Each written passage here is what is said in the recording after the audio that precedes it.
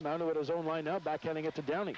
Downie to Henniger. Here's Henniger across the line. Back to Downie in the slot, and Downie took too long to make up his mind, and Downie is down on the ice.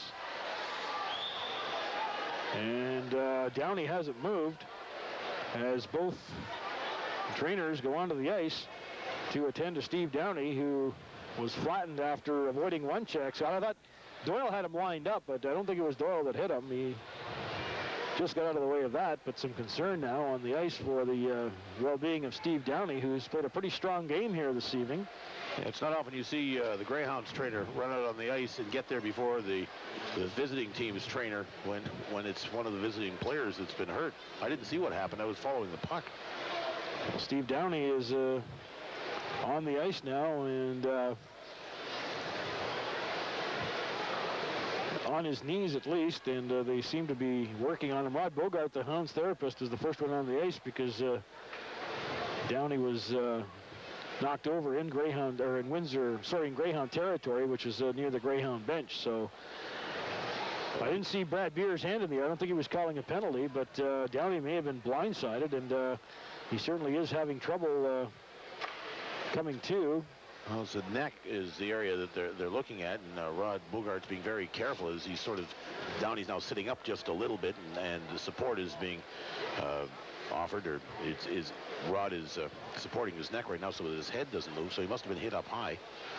And Downie, as we've been mentioning, has had a pretty good hockey game. He has 2 goals, both of them on the power play, and he's had some other scoring opportunities, but a hush falls over the sold-out crowd here at Memorial Gardens as Steve Downie is injured. And Brad Beer is at the Windsor bench talking to Mike Kelly.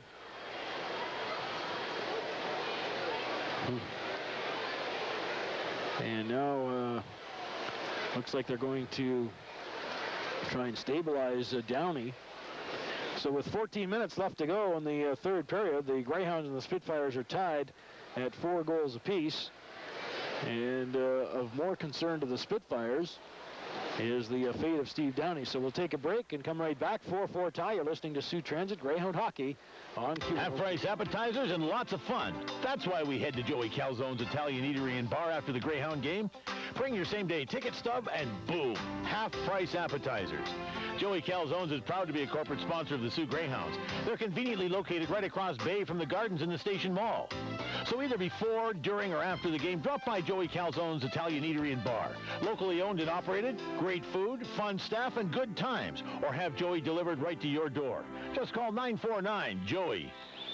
Gino Cavello, Scott Turnbull back at Memorial Gardens. 14 minutes to go in regulation time. A 4-4 tie, and Steve Downie still on the ice.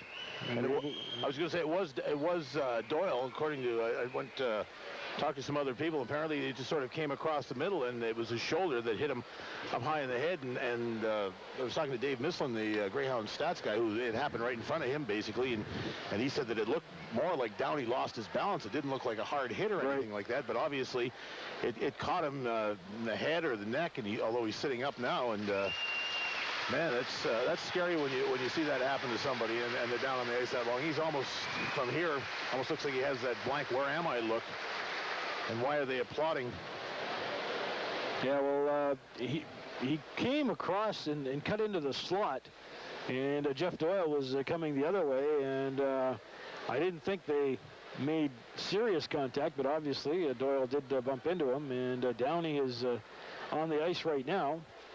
And Rob Henniger is there talking to him, as are the 2 trainers. And discussion continues with the referee, Brad Beer. I think the Spitfires are upset that there was no penalty call. But obviously right now the Windsor Spitfires are trying to make sure that Steve Downie's okay. I don't think there's going to be a penalty call either. There certainly hasn't been any indication that way. But I think right now he's absolutely lost. Well, good sign. He's coming to his feet, and Downie is making his way over to the Windsor Spitfire dressing room. Well, I guess they're going to take him to the Greyhound medical room just to make sure that he's okay. But Downie did get up under his own power, and Greyhound's team doctor, Dr. Catania, is ready, and we'll assess the situation as Steve Downie comes to the Greyhound bench and is now being escorted to the Greyhound medical room. He appears from this point, Scott, to be okay. He's walking, and he was able to skate on his own, and is being helped down there. Well, but obviously in these situations, more precautionary measures than anything. But Downie was down for a while, didn't move, and then came to, so he may have been out. Yeah, I'm judging by the way he his balance wasn't what it should be.